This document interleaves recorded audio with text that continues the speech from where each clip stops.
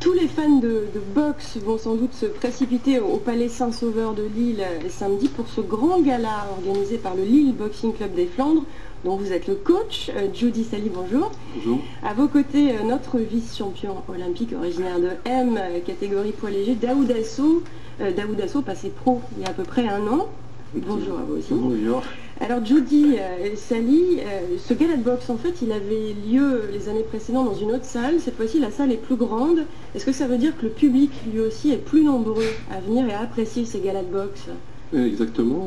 Ça fait 4 ans qu'on s'est mis à organiser. On monte en puissance chaque année. Et donc, on s'est senti prêt pour organiser une grosse soirée au Palais Saint-Sauveur avec une affiche d'une qualité exceptionnelle.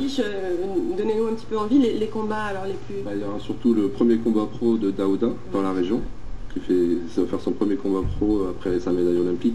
Contre un adversaire de Bordeaux, de poids, si je veux dire. Nedim Kara, ouais. Ensuite, il y aura Karim Shakim, qui est un boxeur de Wascal, qui est champion de France, champion de l'Union européenne, qui va rencontrer un boxeur coriace qui vient de Lettonie. Il y aura Cédric Kalanji, donc ça c'est les Lillois, qui est un boxeur professionnel très prometteur, qui sera opposé à un Bulgare. Il y a Mohamed Kabej, boxeur de Lille aussi, qui va rencontrer un boxeur italien.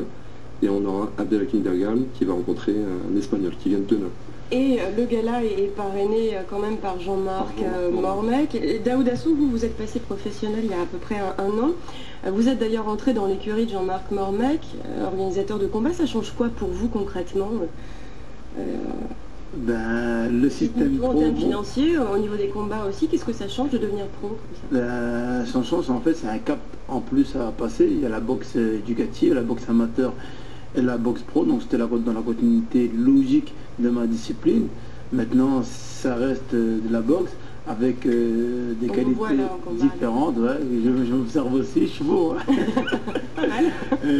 Et donc, ouais, après, il y a une rente financière et tout, mais après, moi, c'est plus par la passion de mon sport. Après, l'aspect financier, c'est une chose. Les combats pros sont plus violents, plus spectaculaires, parce qu'ils sont aussi diffusés à la télé souvent. Est-ce qu'il y a un côté plus... Ouais, on va pas se mentir que c'est plus dur physiquement parce que la durée des rounds est plus longue. C'est du bandage dur, du gant de 8, pas de protection. Ouais. Donc, est-ce que vous ne craignez pas que ça vous éloigne un petit peu de votre public, notamment le public de la région, d'entrer dans cet univers pro? Il y a quand même non, parce que le public qui connaît la boxe, c'est très bien que c'est dans la suite logique de la boxe. Donc, juste bien au contraire, ils vont me soutenir de plus en plus. On le verra encore samedi. Le public qui viendra me soutenir, et je remercie aussi le Boxing Club des Flandres parce que pour la première fois je vais me produire dans la région, c'était un honneur pour moi. Pour la première fois comme pro. Ouais. Merci beaucoup à tous les deux d'être passés nous voir samedi, donc la nuit des champions au Palais Saint-Sauveur de Lille. Merci beaucoup. Ouais.